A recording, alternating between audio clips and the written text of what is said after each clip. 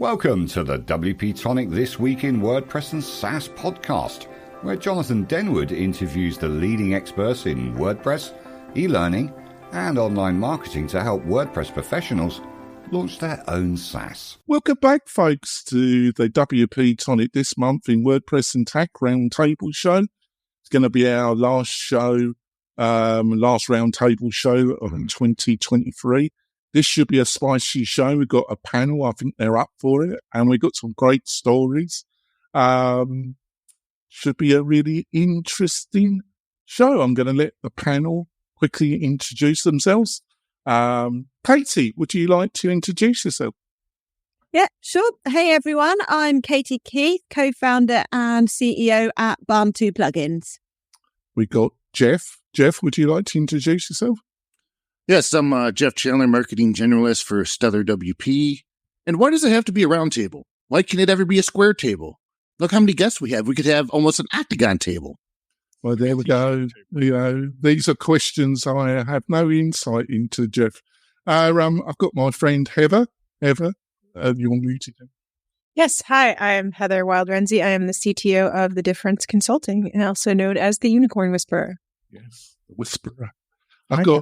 I've got the GOAT of WordPress. I've got Spencer. Spencer, would you like to introduce yourself? It's Spence from WPLaunchify.com and SpencerForeman.com. And I've got my friend Chris Badger. Chris, would you like to introduce yourself? I'm Chris from Lift LMS. If you're watching this live, this is the last day of our Black Friday all November sale. And my podcast is called LMS Cast. Right, that's superb. And I've got my normal co-host, Kurt. Kurt, would you like to introduce yourself? Absolutely. Jonathan, my name is Kurt Von Onen. I own an agency called Manana No Mas, a podcast by the same name, and work directly with Chris and Jonathan. Yeah, and we're going to be talking about Sam Altman, OpenAI, Sarah Gooding, and leaving the tavern. Whoa, shock horror. We got the master of drama, Elon Musk, and we've got a couple other stories if we can fit them in. We got a rogues gallery of tech people and things to talk about. Somehow I don't think we're going to get there. No, I don't either, actually. But before we go into the meat and potatoes of this great show, I've got a couple of messages from our major sponsors. Tired of hosting providers that can't handle high traffic loads? Conversio is here to help. Our platform can handle any amount of traffic, all without slowdown or crashing. With immediate Slack support, performance optimization, and a team that thrives on resolving technical challenges, your e-commerce business is in safe hands. Learn more about Conversio at conversio.com. Are you looking for ways to make your content more engaging? Sensei LMS by Automatic is the original WordPress solution for creating and selling online courses. Sensei's new interactive blocks can be added to any WordPress page or post. For example, interactive videos let you pause videos and display quizzes, lead generation forms, surveys, and more. For a 20% off discount for the tribe, just use the code WP-Tonic, all one word, when checking out and give Sensei a try today. We're coming back, folks. I also want to point out we've got a new sponsor, OmiSend. OmiSend is a text SMS plugin for WordPress. They had a great offering on Shopify, but they've seen the light and they have moved into WooCommerce. They're offering a great offer to the tribe. To find out about this offer and all the other sponsorship deals and offerings, all you have to do is go over to wp-tonic.com/deals, wp-tonic.com/deals, and you'll find a curated list of plugins and services there. What more could you ask for? Probably a lot more, but that's cash. Yeah, cash, yeah. Just send me cash sponsors, that's all that works. So off we go. Sam Altman firing and return to OpenAI. So Heather, I'm gonna ask your input on this first. Just put this to you. I thought there was in my twisted mind, Heather, I saw great linkage between this and the hot mess, which is WordPress. To me, kind of mixing open source with $900 million of VC investment is a similar situation to OpenAI. Just, the two things are incompatible, so it always ends up in a hot mess, doesn't it? What do you reckon, Heather? That is an excellent parallel there, Jonathan. So from just for the people that are not deep into understanding what the Sam Altman OpenAI situation was, basically what happened was there was a coup by the board of OpenAI. OpenAI is a nonprofit. It is not a for-profit company, but it does have a separate arm for a capped investment arm. That means that they can raise money to help them to help forward their nonprofit aims, because it is extremely expensive to do the kind of research that they're doing. So they have a completely separate entity to raise money for their nonprofit that eventually will be a commercialization. And so Sam Altman has been raising a lot of money for that, because OpenAI is a very hot commodity. However, OpenAI is a research nonprofit organization at the heart. And the scientists that work for OpenAI got together because of a lot of the research, a lot of the things that they are discovering, they feel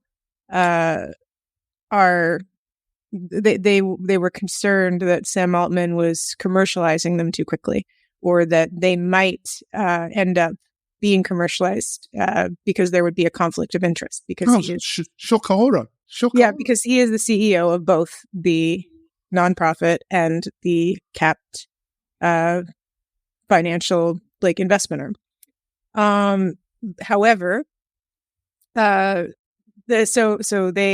CTO of the nonprofit, Ilya Sutskever, led this coup and had Sam Altman removed from the nonprofit, from the board as the CEO.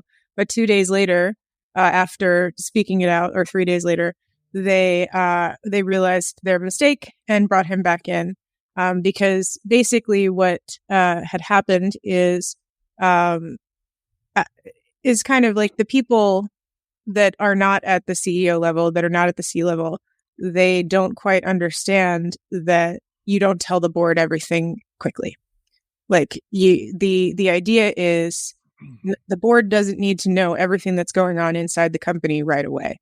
And the board was upset that Sam was keeping things from them. But the thing is, everything in a research facility, until it goes to peer review, once it's ready, once it's a research thing that is ready to go to peer review, at that point is when it should go to the board. And the things that they were afraid that he was going to commercialize are things that were preprint.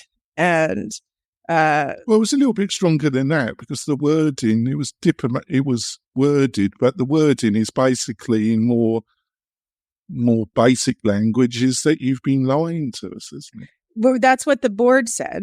However, the reason that Ilya Sutskever flipped so quickly is because Sam Altman was able to explain, there's no way that I am going to commercialize something that is not even close to being ready to be available. And we also have a history, I have a history of being very ethical about what we release. So even if we do discover this thing, a Q-star, which is what they're talking about, which is a tree of thought, the best tree of thought language model that has ever come out, which is the first step to artificial general intelligence.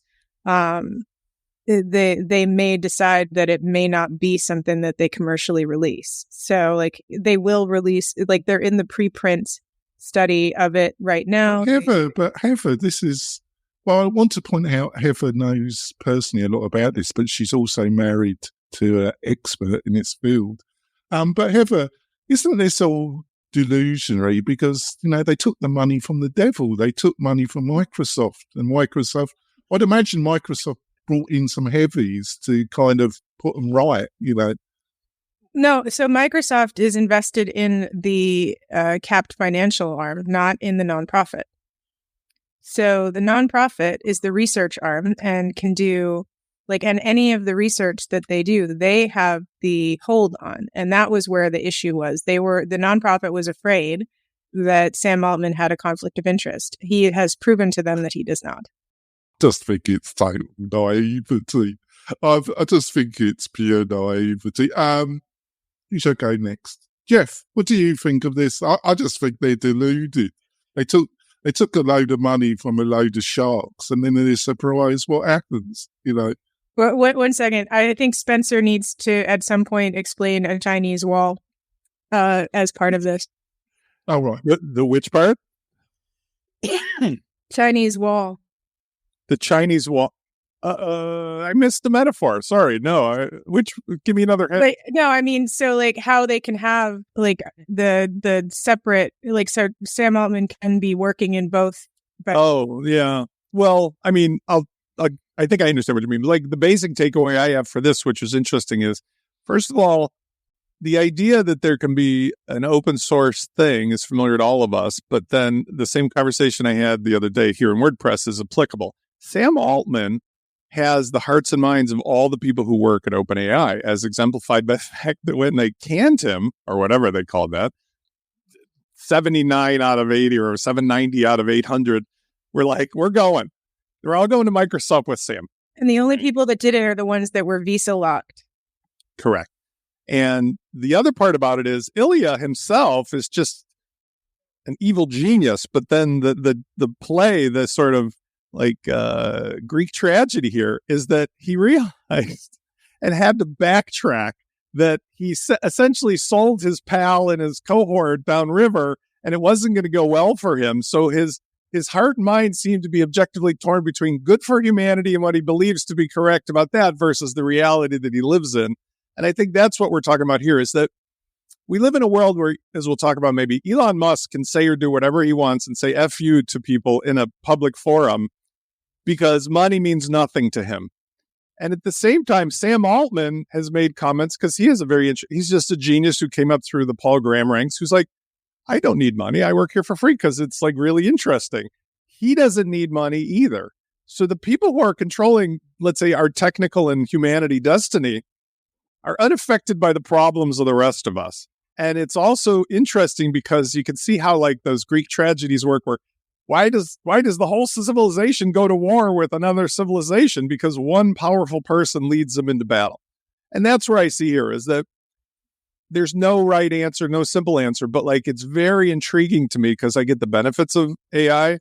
It's intriguing to me how much the sexy allure of the profit margins and the things that can be done will pull the good for humanity causes over the line, because nobody knows what's good for humanity.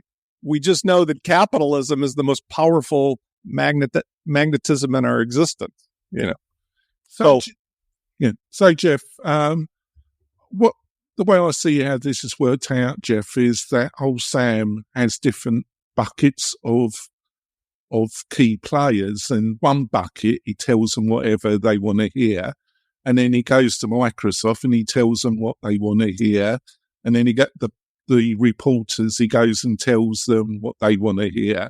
And it's a bit like the great leader of WordPress. He just goes around telling different buckets of constituencies whatever they want to hear. And a lot of the time that pans out, but sometimes it bites you on the back because you're telling different people different things. You're not lying, but you're just massaging the reality of the situation, aren't you? That's the way I see it. And I just don't think it went down in the end. Whispers came back to the board and they've had words with him previously and they just had enough of it. What do you reckon, Jeff? Do you think I'm on the right track? Yeah, that sounds familiar. the whole Sam Altman thing. I just went through the whole week, and first he's gone, then he's back, then he's gone, then he's back. I'm like, what kind of revolving door do they have over there? But yeah, I think Heather and Spencer nailed it. Rightio. So, Chris, got any comments, or shall we go? Got any comments about this? I would just say on the macro, it's really interesting because a year ago, most people outside of a small tech circle had no idea who Sam Altman is, and I've seen during all of this so many people talking about this issue. It really makes me realize the scale and how big this AI thing is, not just from a technology standpoint, but from a cultural standpoint. A lot of people are really interested in this. So it'll be interesting to track Sam Altman over the next 3 years as he now has all this fame and influence to see what he does. So, Kate, what do you reckon when you take $90 billion of investments from some of the biggest corporations and VC sharks in Silicon Valley? How do you end up with the naivety that thinking that you can run it as a non-profit, with the best intentions of humanity, when you've taken 90 billion from people that wouldn't even understand what that concept means? Did you say Katie or Kurt? Katie. Right. I think that's how it works. These things couldn't happen without the money. Same with WordPress. It's got as big as it has largely because of the investment that's come in from the profit-making side of it and the powers that be centrally. But and yes, of course, there is an inevitable tension and a line that must be drawn. But the fact that there is this charitable / open source / whatever side to each of those examples in your analogy earlier, WordPress and OpenAI, adds that essential, the checks and balances. So if it was just for profit, then there wouldn't be any kind of accountability, would there? At least the existence of that helps to hold it back, and while giving the free side of it the investment it needs to grow. Well, there's one way I totally disagree with you, actually, Katie. I think it's just fog and mirrors, basically. I think free enterprise needs government and regulatory supervision, because if you allow it to just go wild, it tends to destroy itself. But on the other hand, the only purpose of capitalism is to make money to its investors, and trying to make out it's something which it isn't is delusionary, as far as I'm concerned. What do you reckon, Kurt? As I read these articles and I listen to us talk, the thing that just keeps circling around in my head is how many really important issues or really important things in our society or the tools that we use are really managed by a handful of children. How disconnected could a board be to let a cat loose that has such a high percentage of the employee backing, right? Like, how disconnected were they to make that decision in the first place and then go, oh, crud, we messed up? Or it's when I look at such a small handful of people in charge of something so big and so powerful, you're like, wow, what are we in for next? Well, I think you've got a good point there, Kurt, because the naivety of that board to act against Sam without talking to one of the largest investors in the private side of it, i.e. Microsoft. Seemingly, they didn't inform the CEO of Microsoft until about, you disagree with that ever? So, I mean, they had received a letter signed by the most senior researchers and the CTO in the company, and they had spoken to employees in the company. And as if they had let any of the outside people know, like they did let Satya Nadella from Microsoft know before they let Sam. But I mean, it was a matter of minutes. And the reason for that is like when you're doing something like this, it has to be like quiet, quick, and done. But I mean, it's not like the board didn't speak to other people. Well, obviously you got more experience of this than me, but I find that position I fundamentally disagree. You know, when the idea that you only give one of the major investors and one of the kingpin of the technology that you rely on, you give that individual a couple of minutes notice that you're going to... He doesn't have a board seat. Like, well, that was a courtesy call. He's got $9 billion. Doesn't matter. Like, he's not part of the nonprofit. This was something the nonprofit does. Well, I think that's the crux of the whole discussion, isn't it? In some ways, you know, I think they were delusionary, but there we go. On we go on to the next story. Sarah Goodin leaves the WPTaven. Sarah's been writing and kind of cat herding the tavern for a while. A great journalist, done a great job. I'm so glad that Jeff could join us. So I was really surprised and sad to hear Sarah, because I don't know her personally, but I think she's done an excellent job. And I wrote some kind words on the tavern, which has over the years provided loads of entertainment for me, especially when you were editor, Jeff. So was you surprised she left? And what do you think has been her contribution to WordPress, Jeff? Sarah and I talk on a regular basis. We keep each other mentally sane in the WordPress world. But, you know, Matt purchased a tavern for me, acquired it back in 2013. And then one of the first things we did was look for another writer. And I suggested that we look at Sarah Gooding, who at the time was at WPMU Dev, and ended up talking to her and interviewing her. And she really took the tavern up to the next level in terms of professionalism and with her journalistic integrity. And she wrote there for 10 years. And, you know, it's not just 10 years of writing articles. She published over 3,000 articles in that 10-year time period. But those 10 years, those articles is a documentation of the world of WordPress that's using bits on plugins and themes and how people are using WordPress and how there's just all kinds of things that have been documented. It's 10 years of history that she documented of WordPress. So it's a big deal. She was rather emotional about it because, hey, you do something the same thing for 10 years, you're going to be emotional about it. I'd be the same way.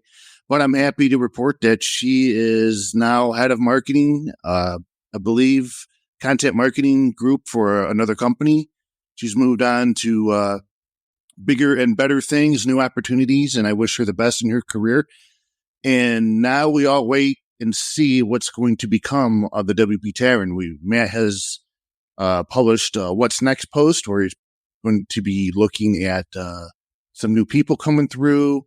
Well, maybe he's going to hire one or two writers. I think, Jeff, it's clear who should be editor. That should be Spencer Foreman. You know, I'll pay for that. Actually, I would. This is my cringing face. It'd be worth the watch. Yeah, we bring Jeff back, and we're co-editors of the new tavern. I don't look. I'm 40 years old. I look 60. You put me back at the tavern, and that's it. I'm gonna look 80. I can't handle the tavern in my life right now. You'd be like Norm at Cheers. Yeah. Yes. Just sitting at that bar. Can you imagine it? Spencer Foreman is the editor of the tavern. It'd just be delicious. I actually, all jokes aside, when Sarah first said months ago, like they're looking for writers, I sent in a submission because I've written and been on other stuff like, you know, around the community, and I got crickets. And then when Matt and I talked, I said, Matt, I'm interested. Crickets. Now, I would actually take on the task. I'm not saying I would do as good a job as Sarah. It would be my own version of it. But what I see the tavern as being is it's literally like Cheers for everybody who knows WordPress. So, you know, Woody or Sam or Norm or all those, if ever watched those shows, they may all be changing faces, but the thing stays. So I'm not saying I want to do it as a primary income source, but I definitely feel like the world we're in definitely needs something like the tavern. And one of the things that we joked about here often is Sarah herself is impeccable as an author and a journalist, but the tavern was just fluffity fluff, fluff, fluff, fluff. Like just the topics were 9 out of 10 topics were. I think there's two alternatives. Either make Spencer Forum the editor, Willy Wonka. We could use more Tavern. There's two directions you could go. Either make him or make Willy Wonka the editor. Right? I'm just saying, like, so I see Katie on Twitter all the time, but like Twitter has a large community of talking around the water cooler for WordPress folks. And it seems like there could be more of those conversations happening in the tavern and less sort of like what the public is supposed to see kind of conversation. That's my 2 cents. So what do you reckon, Katie? Was you sad to hear that Sarah was going? Yeah, because she was like the kind of the center, the heart of it. And particularly the fact that she finished before they had a succession plan in place, presumably because of her notice period or whatever for the new role. So it's always would be more reassuring if we'd known what was going to happen next. And it feels like it's kind of a bit in limbo at the moment. So it'll be interesting to see who is next, particularly after this discussion. Can you imagine me as the editor, Katie? That would be disastrous, wouldn't it? That would be the biggest pile. That would be self-destruct. It'd be interesting. How would I handle the great leader, though? Maybe if I just it being more like asking the tough questions and things. So maybe you would be great. I would be great for about 1 week before he sacked me, Katie. Well, I could speak from experience here that because I worked under Matt, but his involvement and the way he was very much hands off, despite what anybody else may think. I could tell you, he was very much hands off. In fact, he was so hands off that I kind of wish he was more hands on every now and then with me. That's how hands off he was in terms of how Sarah and I managed the tavern. So there's that. So what do you think, Jeff, was some of the biggest challenges Sarah had for writing it? I mean, what do you think some of the biggest challenges she faced? I mean, a lot of people would say that she's just a mouthpiece for Matt Mullenweg, but that's not it at all. You can go through the archive of the tavern and you could see how many times she's been critical of Automatic in their decisions. You could see how many times she's been critical of Matt himself. And I would say fearless, wouldn't you? Yeah. Yes, absolutely.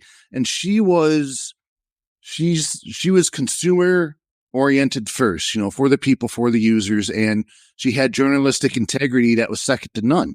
And that's what made the tavern become pretty much the on the record or for the record type of reporting for the WordPress community. And by the way, Spencer, when you heard crickets, it wasn't a few months ago. I think it had to be like 2 or 3 years ago where there's an open call for writers. There's 1 or 2 different openings and Sarah was never in charge of the hiring. So it's all been Matt. And we saw recently in this post that Matt, he apologized saying, it might have been 2 years. That's what's so weird. Like, you're right. Like 2 years seems like 2 days ago, but it was like not tongue in cheek entirely, but it was sort of like, we need somebody here. And then there was no comment in public about anybody doing anything. Like Sarah remained the only writer. So, I mean, it was obvious that it never got any traction. So the question I lay out before everybody is, what do we think is going to happen next? And who do you think Matt's going to choose or hire on to? Well, I think it should be Spencer. I think we need a campaign to make him. It's just delicious. Do we really want Spencer to be in the dashboard of every WordPress system in the world? That's such a delicious concept, Jeff, to have Spencer Forum as editor. I'm a benevolent diplomat. I think we now know that makes you behave as well. That's how you see yourself, Spencer. So you diplomat to you. Right. I think the truth is the only person that I'm willing to get riled up against in public is Jonathan, but that's because he, uses to push buttons. But when it comes to like everybody else, you don't push buttons. I'm uniquely positioned and willing to say that I feel comfortable in having a conversation with anybody about anything, and I seem to be. That's the way I am. I seem to be in private and sometimes in public willing to allow them a way to express themselves and get their points across, which is to me the most important part of all of this. The thing that I was suggesting is Sarah's integrity is impeccable. She's done an incredible job, amazing hard worker. I didn't mean to downplay and say fluff means that she didn't do a great job. It just means that like you've got this like flaming inferno in the middle of the planet of all this lava and hot stuff. And then she's, taking topics like there's roses growing on the mountainside somewhere. And I took it as a sign of sanity. Well, I mean, maybe that's it. Maybe it's easier not to get involved. But I think that it's very healthy for our community and on a financial and a political and forever who cares. I think it's healthy when we discuss our stuff in a public way that lets everybody else understand that we're just human beings having figuring it out. Just look at the AI thing, by the way. What a great example. Billionaire, trillionaire, makes no difference there. You still put your pants on in the morning, have the same problems and the same issues, and the politics are the same. And again, I hope Syed will have a public conversation with me, but it was remarkable when I talked to him, because he's one of the most financially successful people in our industry. Like his view on certain topics were like, I thought I was talking to somebody who hadn't made $1 before. But it's interesting that those things still exist, even in a person so financially successful. I think you've gone a bridge too far talking to Willy Wonka after what you said. I sentenced Spencer to a month of moderating comments on the tavern. Yeah. I would not do that job because I am good at trolling. That comes with. That's what I want to say. I just want to. It's just a delicious. It'd be like the soup Nazi in Seinfeld. Just delicious concept. Spencer on the comic page. Yeah. So I don't think it pays me well enough. Yes, that's it. That's the main thing, isn't it? Chris, what do you reckon about Sarah's contribution? I have a lot of respect for it when somebody puts a decade in and shows up consistently day after day, getting better and better over time. I don't know her personally, but I'm sure she's going to do great things. When I first joined WordPress in 2008 and I came across the WPTaven, when did it launch, Jeff? January of 2009. I remember coming across that and being excited. Man, you're OG. Being excited about having a news platform. And in 2008, I felt like I was late to WordPress. So I think there's a lot of that sentiment now, like it feels like it's late in WordPress. So for WPTavern going forward, I think there's a big opportunity to just become an even stronger, independent media brand. I love that they introduced a podcast to appeal to different styles of content consumption.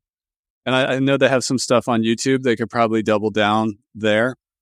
And I think the best writers for WPTavern need to be unbiased. So not product owners or agency owners, but actual journalists that's their craft. I think of like a Brian Krogsgaard type person as an example, who was very much a journalist type person. I think that's the key to what's next. And I'd love to see multiple figures, a constellation of strong journalists. And WordPress is so huge. Content creation is a strength in this community, writing particularly. So I think there's a big opportunity here for WPTavern for the next decade. So just to finish off, Jeff, I'm just reflecting. Do you think if you were starting something like that now, that you could even do it? Because I think the kind of climate and criticism that you would receive if you tried to attempt to have an independent voice, you would be harassed off, basically. Is it? I think it's very difficult to have any kind of independent, entertaining voice, because you're going to get criticism from everywhere. What do you reckon, Jeff? Well, it's interesting what Spencer said about just having a place to converse about things and see, have the comment section be like people sharing their thoughts and opinions, and you actually have conversations with people. That's initially the recipe that I used when I first started the tavern, and that's why it became such a huge success, is that we were just talking about, I was just sharing my thoughts and opinions on what was going on, and then people would join in the comments, and then the forums took off, and it just became one community of people. It was the place to be to talk about what the who's who and what's going on in WordPress. But if I were to start something like the tavern today, I don't know. See, back then in 2008, we're talking about a few years after WordPress got started, and when I started the tavern and I was getting involved with, weblogtoolscollection.com was the big WordPress website at the time for news and plugins. it was a unique time because I felt like such a large group of us were just getting into WordPress at the same time. And we were all sharing our knowledge, and it was all like just, it was a nice feeling, nice community of people just helping each other out and just raising the tide. And now that we're so long after the fact that WordPress has been around, I think it'd just be incredibly difficult to replicate the Tavern success if I started it today. Yeah. All right, we're going to go for a break. We've got some fab stories. Oh, we've got a delicious story to start. I'm going to ask Heather's view on this when we come back. We will be back in a few moments, folks. This podcast episode is brought to you by Lifter LMS, the leading learning management system solution for WordPress. If you or your client are creating any kind of online course, training-based membership website, or any type of e-learning project, Lifter LMS is the most secure, stable, well-supported solution on the market. Go to lifterlms.com and save 20% at checkout with coupon code podcast20. That's podcast20. Enjoy the rest of your show. We're coming back, folks. Got another new sponsor. Got Cloudways. They're sponsoring the show for a while. They got a great special offer, 40% in November and December. Go over to the WP-Tonic, WP-Tonic.com/deals, and you'll find the offer there. Thank you for your support, Cloudways. So, on to the next story. Oh, God. Elon Musk. Elon Musk has been at it. So, Heather, got the greatest idea to tell one of your biggest advertisers when he's in the audience to go F himself, which he did a few days ago, didn't he? I think he told the CEO of Disney what he could go and do for himself. What's going to happen? I only see bankruptcy. I imagine that's his plan in a way. What do you reckon's happening, Ever? Well, whatever he's doing, it's working because X, Twitter, whatever, has a higher viewership or usage than it's ever had ever. And more than Threads and more than, TikTok obviously overshadows it. But I mean, of Threads and Facebook, like Meta and all that, it's getting more people on the platform, whether they're going to pay, probably not, but he doesn't care.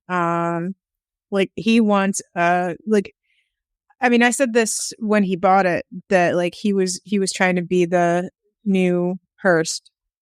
He wanted a place where people would come and hear what he says as soon as he says it.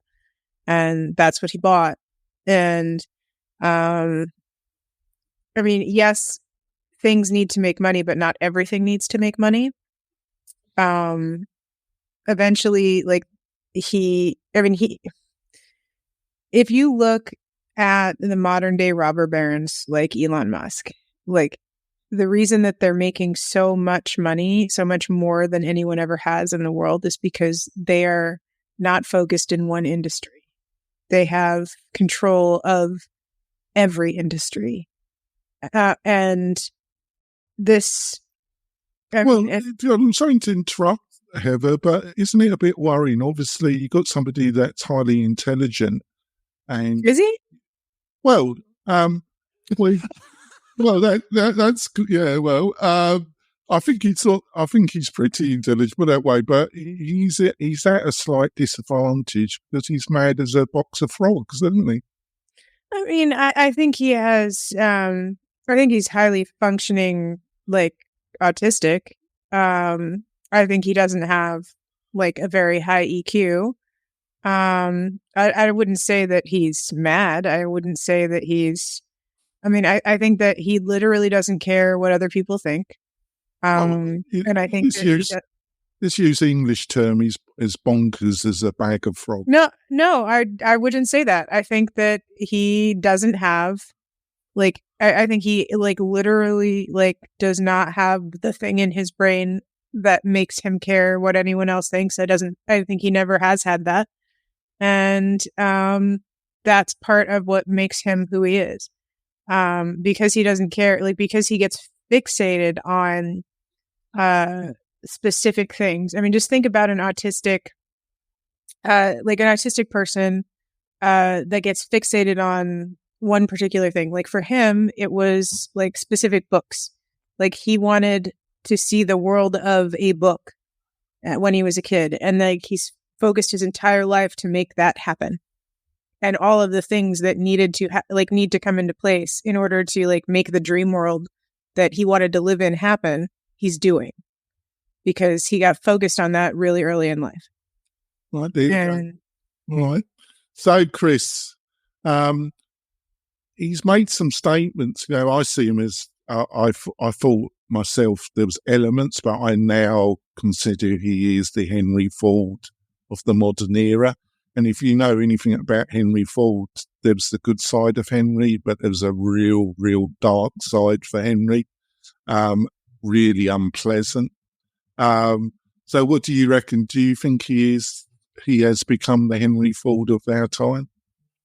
Well, I'm actually reading his biography by Walter Isaacson right now, just so I can have an informed understanding of the history of the person. So I don't want to characterize him as a, hero/villain. I think there's a lot of nuance to the person he is. But I do want to say, I just looked in my Twitter account. I set up a $300 Twitter ad for Lifter LMS Black Friday. They approved it. It got accepted. They took my money but it didn't run. And I'm looking at that. I'm like, and when I set it up, I'm like, this interface feels a little broken. And what that tells me is that they actually don't care about ads. I mean, it just doesn't make sense for something like that to happen. It's not the primary, they may care somewhat, but it's not the primary mission vision of the company. And I think that's one of the things I'm loving most about the biography is you go back in time and a lot of the stuff Elon was talking about or wanting to do as a child and as a young adult, you can see it start to play out now. So I just recommend, if you do want to really get a nuanced view of Elon and not just look at headlines and stuff, go check out that biography. It's really well written. So, Spencer, I listened to Scott Galloway's monologue on his podcast, The Line. When is enough enough? When is somebody's behaviour so egregious that you can no longer be linked? What are the boundaries, Spencer? I saw an article about Rockefeller, who has a lot of interesting things. I read his biography, his early years, but one of the things people don't realize about Rockefeller is Rockefeller was responsible for the problems of our medical system, pharmaceutical industry, and in particular the healthcare system, because he figured out that there was a whole world around the turn of the century of like natural medicines and homeopathic stuff and things that were available to normal people. I mean, obviously very low tech. He discovered that you could make petroleum-based pharmaceuticals. Everything else that followed was an example of what happens when somebody becomes so far removed financially from the rest of society that they can unilaterally decide what the humanity's destiny is. Rockefeller single-handedly destroyed the homeopathic industry in favor of these petroleum products, which were later found to be carcinogenic. So he then created the American Medical Associations and the things that controlled how doctors were trained, and the lobbyists and all these large, everybody from Moderna to Merck to AbbVie. I have to study this. I didn't know this. It's fascinating because nobody would put two and two together, but this one dude who had all this other things coming, who came from poverty. His early life was literally on a ranch in the middle of nowhere, and his father left. The point is, that's what we're dealing with. We're dealing with somebody who has now said what everybody already thought. F you, I'm untouchable. Money means nothing. Your money's no good to me. Because he lives essentially the life of a hermit in a trailer while he's got billions and trillions of financial capital dollars at his disposal, but he doesn't actually take the money because it's all virtual. He never has to worry again about buying a hamburger or French fries or who's going to drive him to the airport. And he's got what Heather rightly pointed out. He's definitely savant or autistic in some way or another, which is how he's able to act in a way that, like, colorblind people, you can argue all day long with a colorblind person. They can't tell red from green from blue. They just can't. You can argue with Elon Musk all day long. He's going to see the world as he sees it, but now he's got trillions of dollars and half of the world's racists in his pocket for whatever he feels is our destiny. And there's other examples of that too, whether you talk about Bezos or you talk about Soros or whether you talk about the Australian family that controls Fox News. Everybody has at some point this person who's gone so far above the rest of humanity that they are essentially locking up our destiny.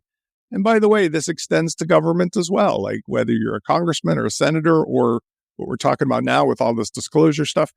It's all like, who is to decide for all the rest of us what's to happen? But if you get to that place where you're that powerful, everybody else is an ant. And you got a boot. I used to think Elon Musk with SpaceX. I thought Elon Musk was cool and very smart. Yeah. Then he bought Twitter. And now I think the guy is just a big, rich idiot.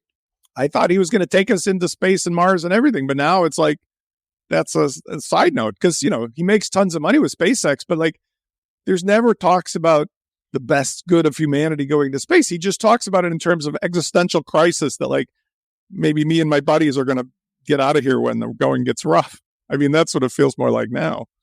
Well, certainly Disney won't be covering it when he lifts off. That's for sure. When he talks Battle of Titans, you ever watch a show? His family, him and his family are probably not welcome to Mickey Mouse Land. He's not going to lift off. He's going to lift her LMS. If you watch, there you go, Chris.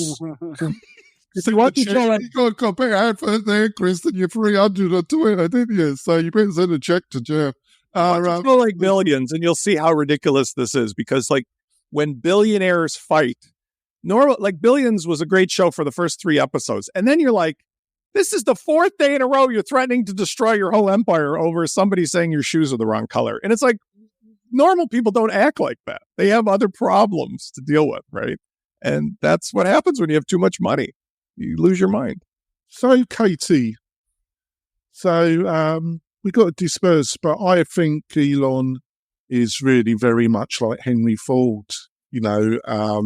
Henry, the maker of the modern car production, gave mobility to the average American. A committed anti-Semite that invested in a publication, a newsletter that went to over 6 million American households, that was just filled with anti-Semite, racist content. Individual that had connections with Nazi Germany that was really very lucky not to be prosecuted by the American government for treason. But the brilliant side of Henry, and then you got this side that's pretty unpleasant. What's your own view about it? I think him sharing a tweet and saying this is the actual truth probably isn't enough to say he is a committed anti-Semite. If you debated it with him, he might have studied it in great depth, have found that specific groups do have a particular agenda, and he might have had a balanced view rather than a discriminatory view, which is based on assumptions and, nasty views and things like that. So I think that it's got a bit far in that sense. But what fascinates me is seeing somebody with no filter and no consequences, because we've all evolved and been conditioned, nature, nurture, whatever, to have this filter. And if we do have a view, whether it's one that we have good reasons for, or it's more of a kind of a primal prejudice or something, which many people do have, people know when to express that view and when not. And the richest, most successful person in the world, you would think, would not want to say that publicly, whatever the reason for what they've said. But he doesn't have that. And that's really fascinating to see how humanity can act when that is removed. And it's like, in the pub with his mates, then maybe you'd make these comments and then somebody would disagree and you'd debate it a bit. You're like, hang on. You can't put all Jews in that. That's I've learned the hard way, Katie. You're approaching this in a very English mindset. What you've just outlined, you can't do in America anymore. You can't have in private or anywhere a balanced discussion with people. Those days are gone, Katie. But I understand why you feel that way, because even though you live in a very warm climate, Katie, you're still very English, aren't you? You're still very English, aren't you? That is true. Yeah, my English friends and I can debate different issues and challenge each other's prejudices and things like that. So that's interesting. But I hadn't noticed a difference with my American friends not being able to do that. No, I think those days are disappearing. So, Kurt, what do you reckon? I just, I kind of agree with what your comments were to Katie. The world is incredibly segmented, and you can't say one thing about one thing or another thing without being labeled. I don't have the full context of what he considers the absolute truth, and I probably shouldn't comment one way or the other. No. So just to finish off, Heather, how do you see this ending up for Twitter X, wherever he wants to, you see, but you had a good point. The figure, the actual user base is going up. So, but financially depends on these corporate advertisers and, telling your one of your biggest advertisers to go and F off.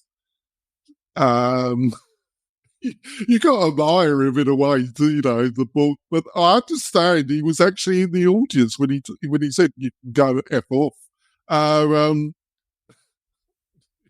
Right, this stuff. How do you see this ending up? Is it for Twitter, or does it mean more success for Twitter? I don't know. What do you reckon, Evan? I think that the point isn't how much money they make from people. The point is how many people he's going to reach with his words. And there is no other place that he can reach immediately on the planet right now. I mean, if he could do it with a TV station, then he would have bought a TV station. But I mean, the most that you could get anywhere is like 6 million people. So yeah, no, I mean, I think he's got exactly what he needs out of Twitter. Richard, I think we can do it. Yeah, on to the next story. Elementor Pro pricing updates, lashes features, essential plan for custom. So, Spencer, I think this went down like a bucket of sick with some users, didn't it? What do you think? What's your views about what Elementor have been up to, Spencer? You're muted, Spencer, and I never did it. It was double muted. I was muted on the mic and the thing. So the conversation I've had as of late regarding Elementor is very simple. It's related to the other well-stacked page builders, Divi, Beaver Builder, and so forth. We all know that Gutenberg has reached the point with the help of another stack of stuff like Cadence or Astra or whatever, the level where you've got a house with a one-car garage and you've got a modern electric hybrid vehicle in there. Having that gas-powered V8 car that, is Elementor or Divi or Beaver Builder is for many people reliable and they're used to it and they love it. But you really have to think, like, where am I going to park that thing? Because there's already a garage and there's a car parked in there that's just everything is related to. And that's the smart move that they've made by realizing that and going off to their own platform. In addition to the unfortunate reality, and I just did a live event last week where I demonstrated this, take a modern Gutenberg site with Cadence and you try to open up the page builder, just starting from scratch. I did this for a customer yesterday, Cadence and Launch Kit versus Elementor. 29 seconds till the blank page opened with Elementor. Everything else the same, 7 seconds with Cadence. So that's every single page You got to go into the yard, get in the gas car, turn it on, put it on the grass, pull out the Tesla, bring the car in. Like just that process. That's like 20 seconds every page load. In addition to the clients themselves have said, I've used this stack with the native Gutenberg and Cadence versus Elementor. This page speed, all the other stuff coming in. So when you combine that, the point is they really are a platform that you choose to use for Elementor first by the way it runs WordPress. And that's how it needs to be, because there's no way it's ever going back. And the same is true for Divi and Beaver Builder. And we talked about this when we talked about Thrive themes and everything else. They have enough of an audience. They don't have to think about it or worry about it, but they just might as well be Wix or Weebly, Squarespace, ClickFunnels at this point that, by the way, runs WordPress, because there's no way you're getting that thing back in the garage. So, Chris, what do you reckon how this is going to pan out from? Because I've observed them and they seem to oscillate where they're going to go like full SaaS and then they come back into the WordPress, sponsor a load of activities around WordCamp.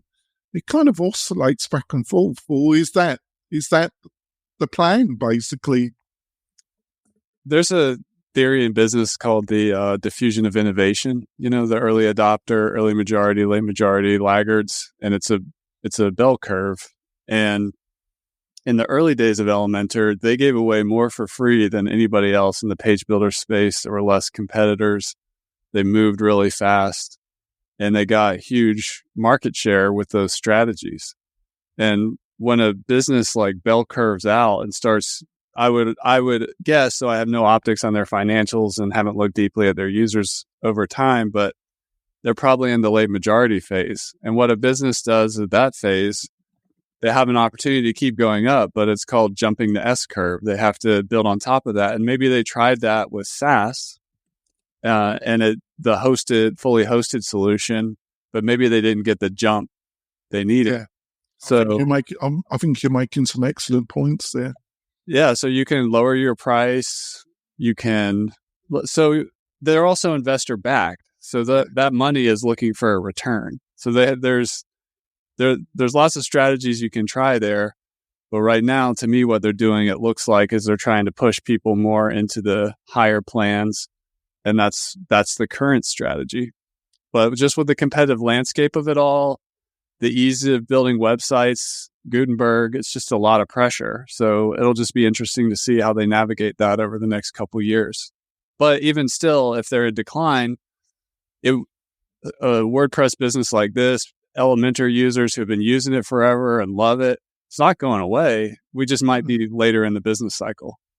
So, Kurt, I think you love Elementor, but you've warmed more to Cadence, haven't you? You've said some frustrations with it, but I think it oscillates with you, doesn't it, Kurt? Well, it sure does. It took me a while to adopt Elementor. I was late to the game. I really was in scope of looking at my agency and how I develop things over time. And now I've got a grip of people on Elementor sites. However, my latest projects were built in Gutenberg. So I've been focused more and more on the block builder. So the reason I'm saying all this is every now and then a client comes back from the past and they need help or they need some consulting or they need something. And I get into the site and it takes me a little bit to go, oh, that's right. This one's on Elementor. Uh-oh. But there's something about, to a professional that knows the tool, that knows the features, that knows where the secret widgets are. It's when you need to do something, it's a very powerful tool. I don't think there's any denying that it's a wonderful, wonderful tool for certain purposes. Does it belong on every site, every use case? No. But there's a lot of things that it does quickly and efficiently that make it a powerhouse tool for a professional to use. And so, yeah, there's times when I get into it and I go, man, this is awesome. I'm so glad that I renew this every year. And then there's other times where, I just enjoy the simplicity of a good block site and just getting it done and getting it out. So, Jeff, what I reckon should happen is Elementor should merge with the chocolate factory. That would be a beautiful synergy, wouldn't it, Jeff? Best of both worlds in WordPress, wouldn't it? At this point, I'm for any idea that turns Spencer into an Oompa Loompa. I think he'd rock orange. Well, I think he's going to join. I think he's going to join. I want to just clear something up. It's interesting to talk about. The conversation that I had with Matt in public is different than in private. And similarly, if Syed were going, I bloody hope it was. But the thing is, I will say something that I don't think is hard to understand. Matt was very nonchalant about me recording. So I actually have the full private call of Matt, but it was we were going at each other a little, and it was very choppy, and it would have been very bad because we used specific names of people and so forth. And we both agreed it would be better to have that in public, but he just got short. When I spoke to Syed, I can say this. He was extraordinarily concerned and careful that nothing was being recorded and that his words didn't escape. And so when I spoke to him, I was able to be very candid, but don't kid yourself. Like, I would never throw him or anyone else softballs. But what I do think would be interesting would be if I could get him in the public space to talk about these things, because I don't think anything is resolved by me talking to him in private. I suspected what I suspected. He said in private what I suspected he was going to say and think. But at the same time, I feel like I made an inroads with him about why it's in his best interest not to let this fester. And you can use Marie Antoinette or Julius Caesar or Machiavelli as an example. Everybody feels about what he's doing and not doing the same way. And it's not helping him to become like Elon Musk in that regard. Elon Musk is Elon Musk and Syed is Syed. But then again, nobody knows WordPress. I didn't know if you to go on a tangent like that. I want to make it clear. I'm just saying, like, no, if you asked who's Matt Mullenweg, like some people in my business community are like, what are you doing today? I talked to Matt Mullenweg. They're like, who's that? I want to ask Katie this because she runs Barnes 2 plugins. How difficult have you found it to build and support all these different page builders? Because in my experience, all these page builders have made a product manager's life a living hell.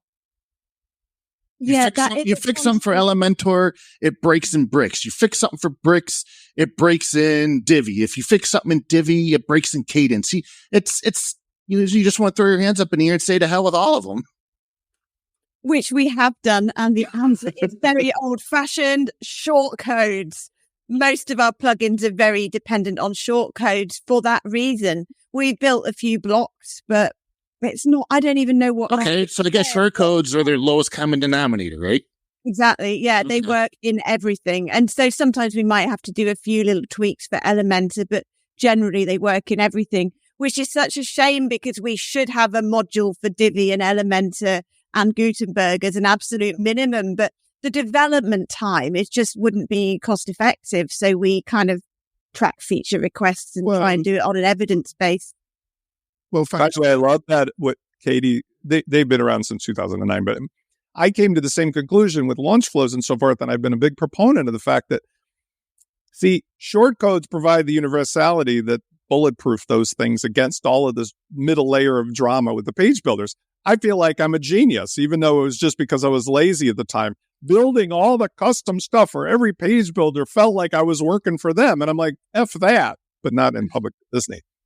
I feel like a hero now because now, as long as the core team doesn't decide to rip shortcodes out like they did the other day, we're universal out of the box. Ta-da. There you go.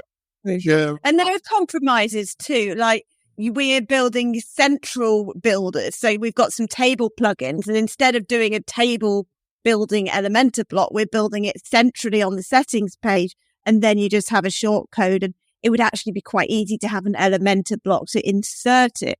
But we cannot be bothered to do the whole builder in each platform. It's not worth it. And Kurt mentioned something earlier, and this is something that all these paid builders have done where in our Facebook group, for example, LearnDash, and maybe this extends well to Lifter. That way I'm not totally biased, but we in our Facebook group, we have so many people who are saying that we're using Elementor or we're using Divi, and unless you have like at least a year's worth of experience of working and building sites using that specific page builder, you have no idea. It's like a junk drawer. You have no idea where that option is, where that widget is, what's going on.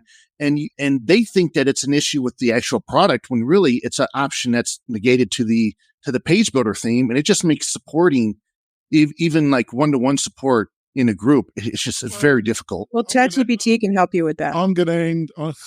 I'm going to end because that's a whole issue around the yellow brick road that Gutenberg turned into. But we got light coming. So, panel, I think we're going to end it. So, Heather, what's the best way for people to find out more about you, Heather, and your? You can find me everywhere at Heathriel and heathriel.com.